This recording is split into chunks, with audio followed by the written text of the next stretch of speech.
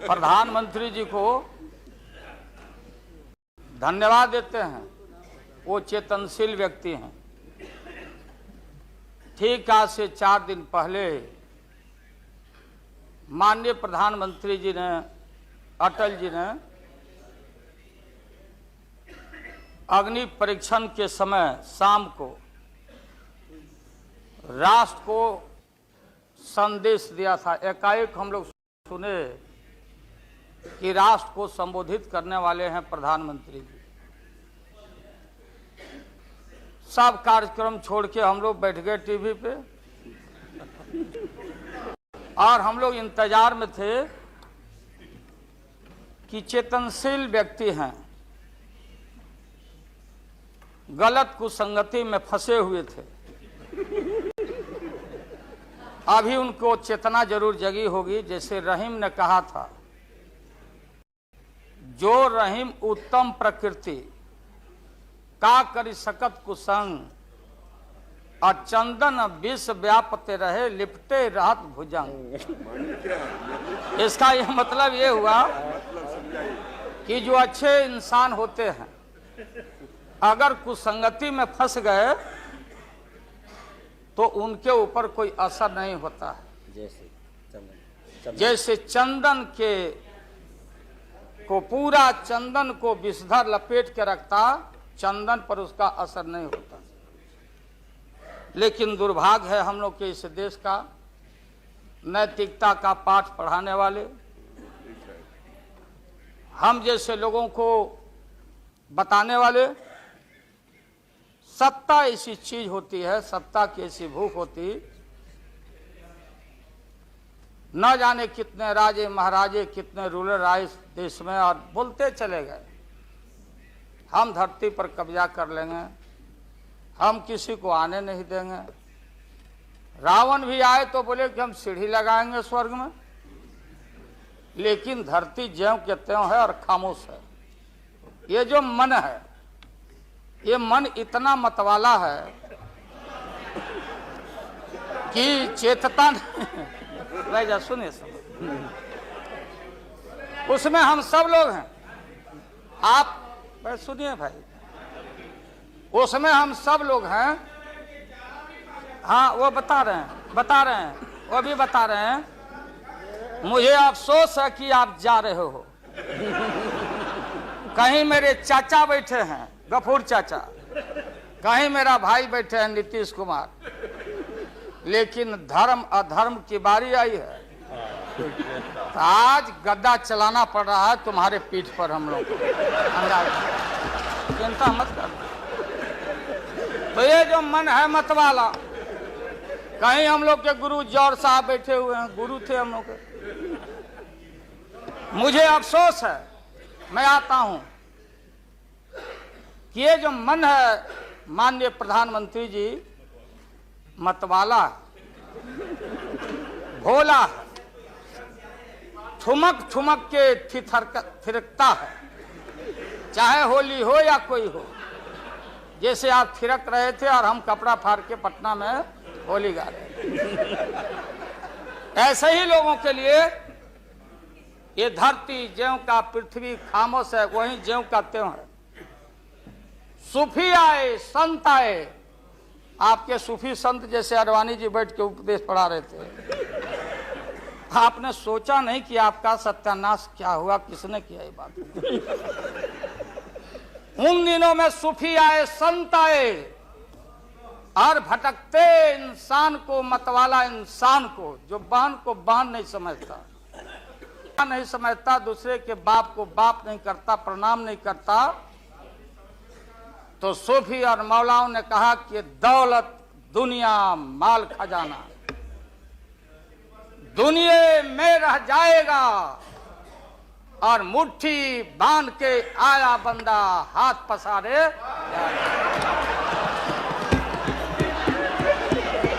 जैसे जैसे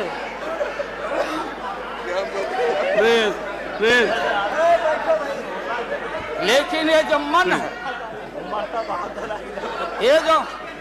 ये जो मन है मानता नहीं।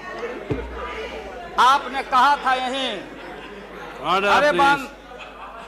रीता वर्मा, अभी भी आपका स्वाभिमान जगना चाहिए। अरे तुमको डिप्टी स्पीकर भी लोग नहीं बना सके। बैठ जाओ, इसलिए मैं कहना चाहता हूँ। लालू प्रसाद जी, हाथ पसारे जाएंगे ऊपर। बैठे बैठे प्लीज। माननीय दिन दशा आपके 13 महीने के शासन में, मुझे अफसोस है 13 महीने के शासन में हम लोग के पुराने गुरु जौहर साहब के कपड़ा में, लता में, अरे भाई रुको ना भैया, सुना करो ना, कोई परिवर्तन नहीं हुआ। आप देखेंगे कि हम लोग टाइट कपड़ा पहन के आते हैं। जौहर साहब का पोशाक देख लीजिए, और बिहार में जाते हैं तो फिर वहां पोशाक आप देख लीजिए, अरे फटा, यही स्थिति उनकी रह गई। अब उनका क्या दोष हो सकता है?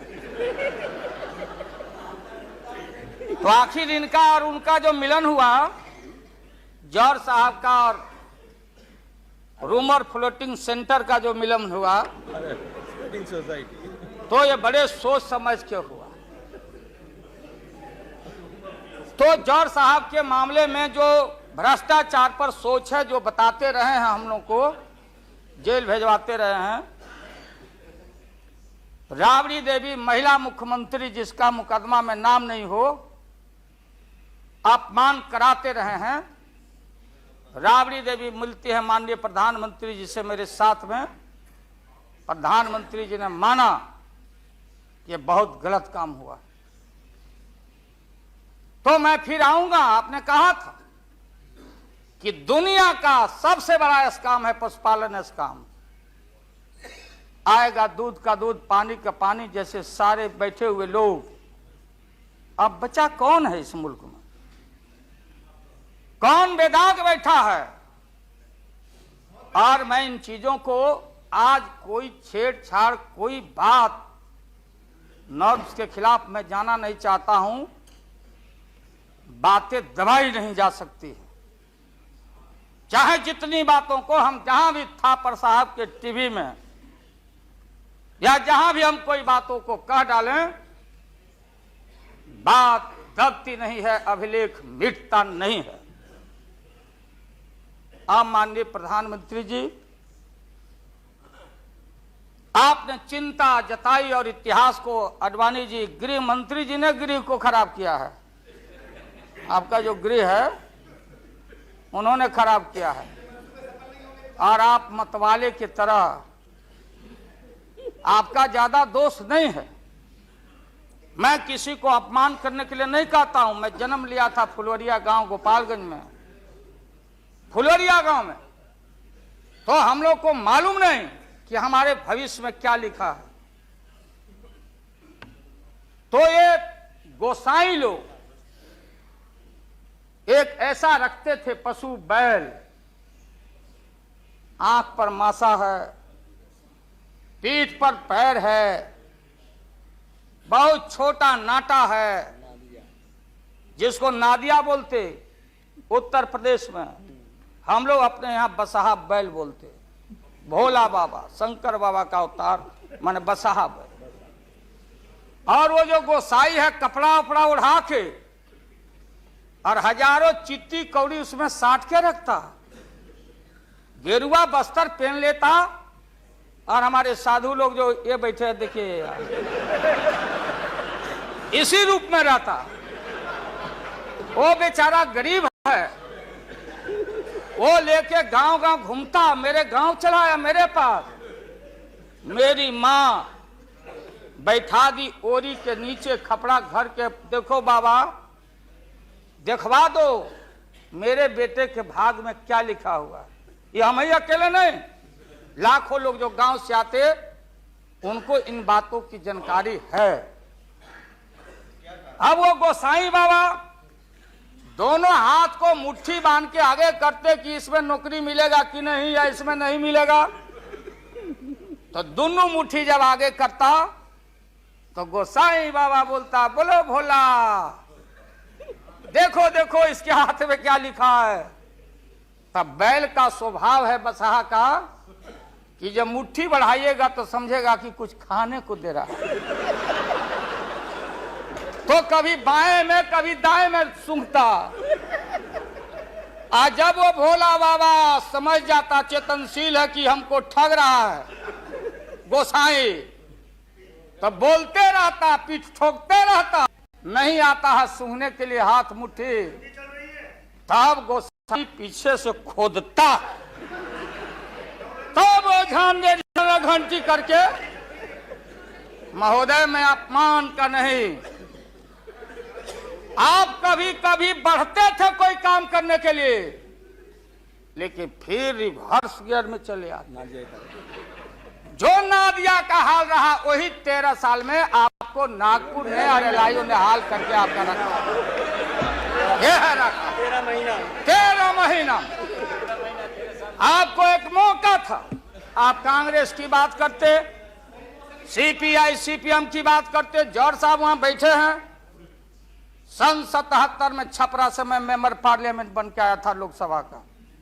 हम सब लोग एक साथ थे, सभी लोग आंदोलन में थे। आप लोग भी जेल, हम लोग भी जेल, कांग्रेस के खिलाफ हम लोग लड़े थे। उस समय जसवंत बाबू जेल में नहीं थे, जो फाइनेंस मिनिस्टर हैं। थे क्या आप जेल में? हाँ, कभी जेल नहीं, आंदोलन में जेल। आप लोग तो, आप तो बिना हरे फिटकिरी का कोई ना कोई पद ले ही लेते हैं, चाहे इधर हो या उधर हो, दोनों पार्टी। अब उसमें आप अकेले नहीं, आप अकेले नहीं हैं। दिल्ली में ऐसे बुद्धिजीवी लोग हैं, बुद्धिजीवी, बुद्धि नहीं है लेकिन बुद्धि से जी रहे थे। तो खैर छोड़िए इन बातों को, ज्यादा आपको टॉर्चर करने की जरूरत। तो महोदय मैं बताना चाहता था, ये जौहर साहब हैं, अब बैठिए। सन 77 में महोदय हम लोगों को दिल्ली समझ में आया नहीं। दिल्ली में हम लोग जब आए, राज नारायण जी, जौहर साहब, चौधरी चरण सिंह जी, हम लोग उसी परिवार के लोग हैं महोदय, चाहे मुलायम सिंह जी हो और कोई हो, या नीतीश जी उधर जो चले गए हैं। हमारे मुंह में सीधे 32 दांत है, उनके पेट में नीतीश के दांत है जो वहां चले गए। पेट में दांत, पेट वाला दांत बड़ा खतरनाक होता है। तो महोदय मैं सन 77 को याद दिलाना चाहता हूं, हम तो आपसे लड़ाई शुरू से लड़ रहे हैं, ये नई बात नहीं, किसी कारण से नहीं। जनता पार्टी का खंड खंड हुआ, कोई यहां गिरा, कोई वहां गिरा, कोई वहां गिरा। बंगलोर में हम लोग जुटे, नाम का सारा झगड़ा, ये सब बात। लेकिन सन 77 के सत्ता को हम लोगों ने लात मारा था। क्यों मारा? हम सत्ता के भूखे नहीं हैं। हमने उस सवाल को उठाया था। अरे नए नए आप आए हैं, मुझे अफसोस है कि आप लोग जा रहे हो इन लोगों की वजह से। सन 77 में दोहरी सदस्यता का सवाल उठाया गया था मजबूती से हम लोगों के द्वारा कि अगर आरएसएस में रहना है, जौहर साहब भी बोलते थे, छाती पर हाथ रख के बोले, यही उठाए थे। हम तो लोग नए थे,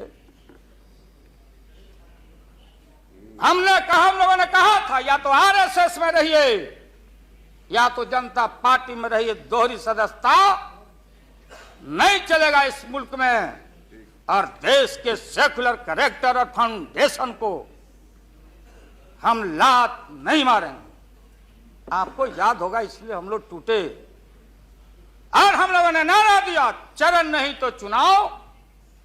और हम लोग चुनाव में गए। चुनाव में गए, हमारी लड़ाई आपसे। आपने कहा अब बताइए, हिंदू हिंदू हिंदू हिंदू हिंदुत्व हिंदुत्व हिंदुत्व कौन विरोध करता? तो हम लोग के पुरोहित ये आडवाणी जी कैसे हो सकते हैं? ये हमारे पंडित कैसे हो सकते हैं? हम पंडित से पूजा कराते हैं। हमारी मां बहन गांव गए सारे लोग, ये ठेका आपने कैसे ले लिया? आज इस देश का सेकुलर कैरेक्टर सेकुलरिज्म है, इसलिए राबड़ी देवी गांव की बेटी मुख्यमंत्री बनती है। देश की एकता अखंडता, जब भारी नाक पर पानी आया तो हमने कहा मीडिया के लोगों को, महोदय, लोगों ने पूछा कि क्या करोगे? हमने एक कैलेंडर कह दिया, क्योंकि लोग रोज बोलते थे दिल्ली में, नहीं जयललिता जी से पैचअप हो गया, लालू मुलायम में लड़ाई हो गई विगत दिनों में, कोई कुछ। अब हम जो है सो कि पहले बोल देते थे, इस बार हम लोगों ने साइंटिफिक तरीका से काम किया ही, समझ लीजिए। क्योंकि साइंस और टेक्नोलॉजी का युग है। आप डंडा पहना छोड़ के अग्नि में प्रवेश कर गए हैं, अब पोखरन में, तो हम लोग भी अब साइंटिफिक तरीका का इस्तेमाल किया है। आप पूछ रहे हैं क्या रूप होगा, क्या रंग होगा? इसमें रंग अजूबा होगा, इस रंग का कोई जवाब आपके पास नहीं होगा। आप जाइए। अभी भी मेरा सुझाव है, हालांकि सुझाव देने का हकदार आपके उम्र के आदमी के लिए हम नहीं योग्य समझते, लेकिन आपने कहा था माननीय प्रधानमंत्री जी, पूरे देश के कांग्रेस के लोगों को विन ओवर करने के लिए, संपैथी लेने के लिए, कि नेहरू जी ने कहा था कि अटल एक दिन तुम देश का प्रधानमंत्री बनेगा। आपने कहा था, ये लिखा हुआ है रिकॉर्ड में, आपने कहा था। तो आप एक बार नहीं, आप 2 बार हो गए। नेहरू जी तो एक बार बोले, आप हो गए 2 बार। आप तो जान छोड़िए मुल्क का। महोदय, दूसरे का दे दीजिए। महोदय, क्या आपने कहा था? अब अपने हम लोगों ने, अब आप हम लोगों को पाठ पढ़ाते हैं। आडवाणी जी चले गए उठ के, आडवाणी जी उठ के चले गए, आप हमको पाठ पढ़ाते, हमको शिक्षा देते।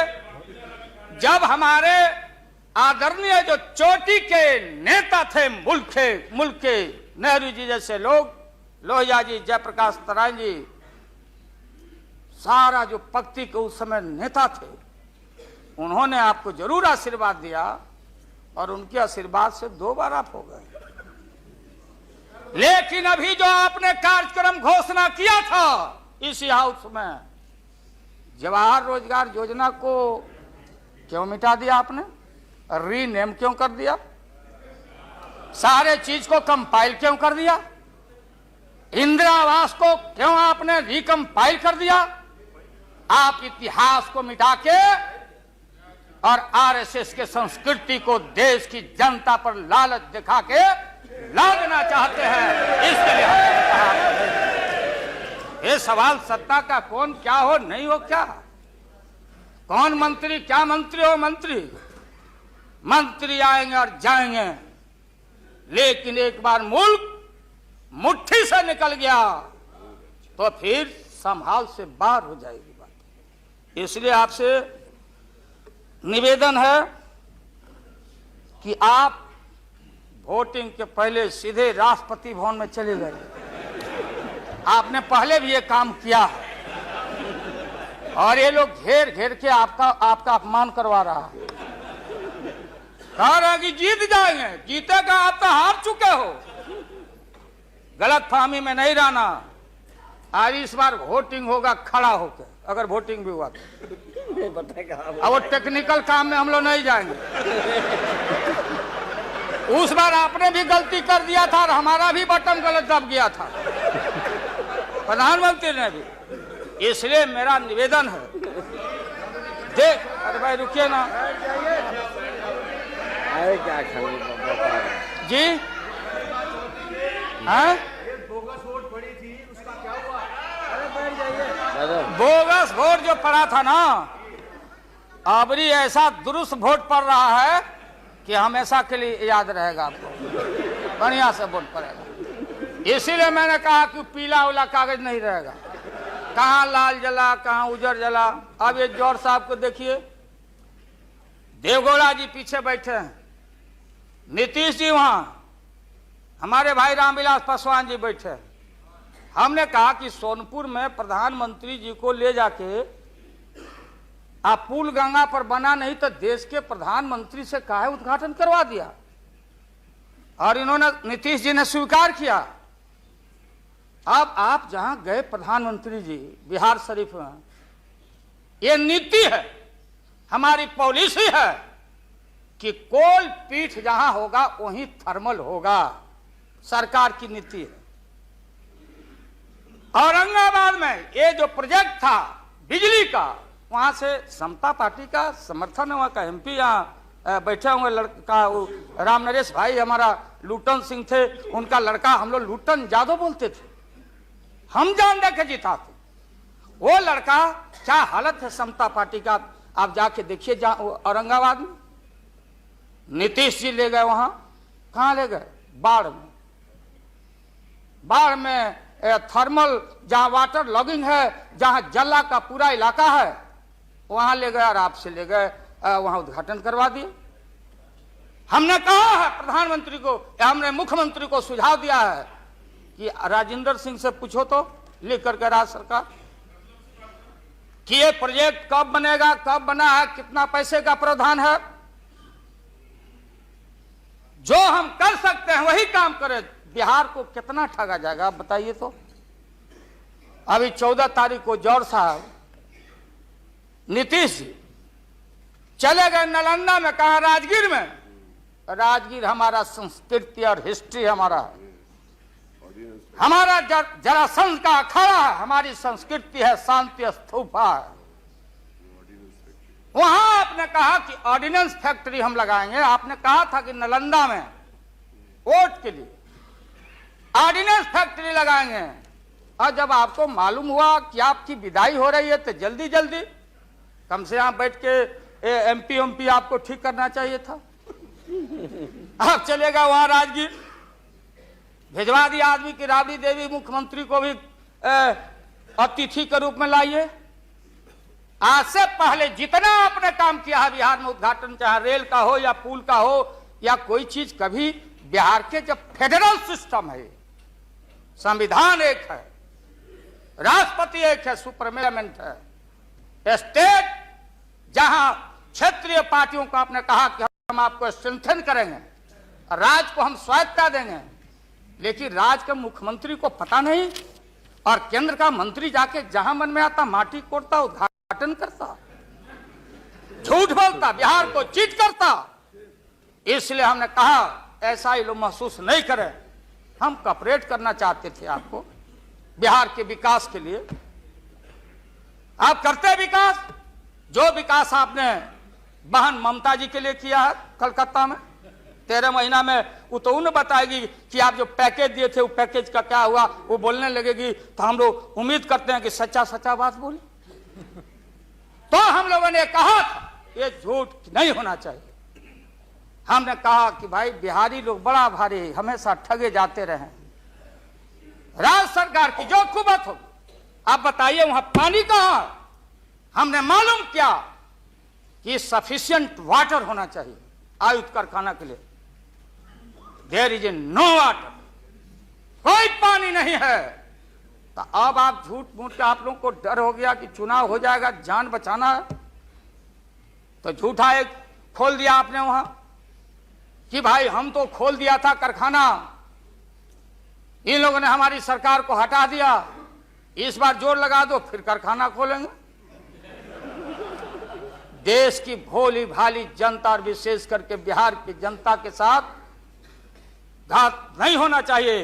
अगर जौहर साहब बोलने लगे तो कितनी राशि, क्या वहां बनेगा, क्या तैयारी होगी, क्या जमीन का क्या प्रबंध आपने किया, कितना 1000 एकड़ जमीन चाहिए, उन किसान और गरीबों की जमीनों को क्या मुआवजा देना चाहिए, क्या व्यवस्था है। पुरानी कारखाना आप खोल रहे हैं, निकलिए मोदी नगर से। हम और माननीय मुलायम भाई जा रहे थे वहां रैली को मुजफ्फरनगर, पूरी मोदी नगर क्लोज। एक आज शुगर फैक्ट्री में धुआं निकल रहा। मोदी पूनम।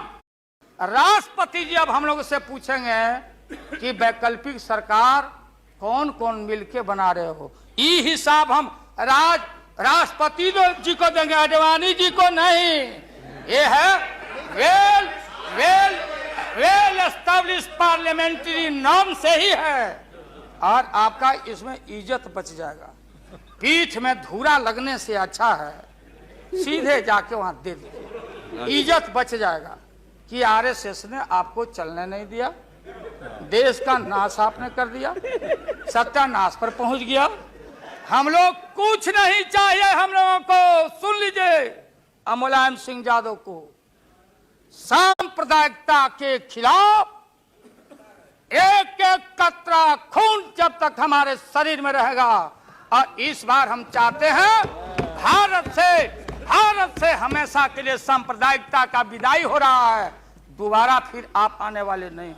हम लोग बनाएंगे, ये बनेंगे तो इनसे भी लड़ेंगे, हम बनेंगे तो हम भी लड़ेंगे। लेकिन अब आपके कोर्ट में भारत की जनता नहीं जाने वाली है। इसलिए आप क्या विश्वास प्रगट लाए, आप नहीं लाए।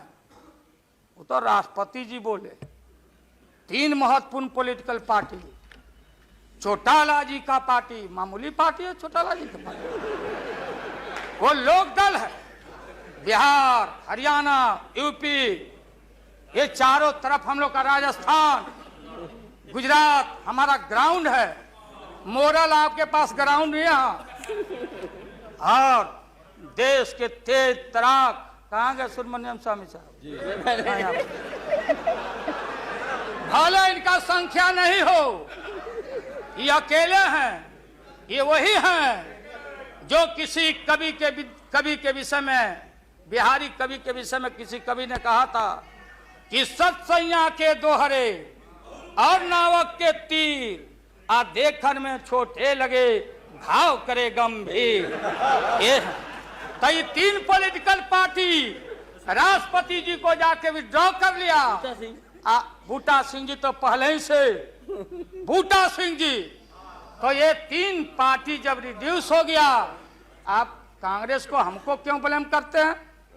आप तो समाप्त हो चुके हैं, खत्म हो चुके हैं।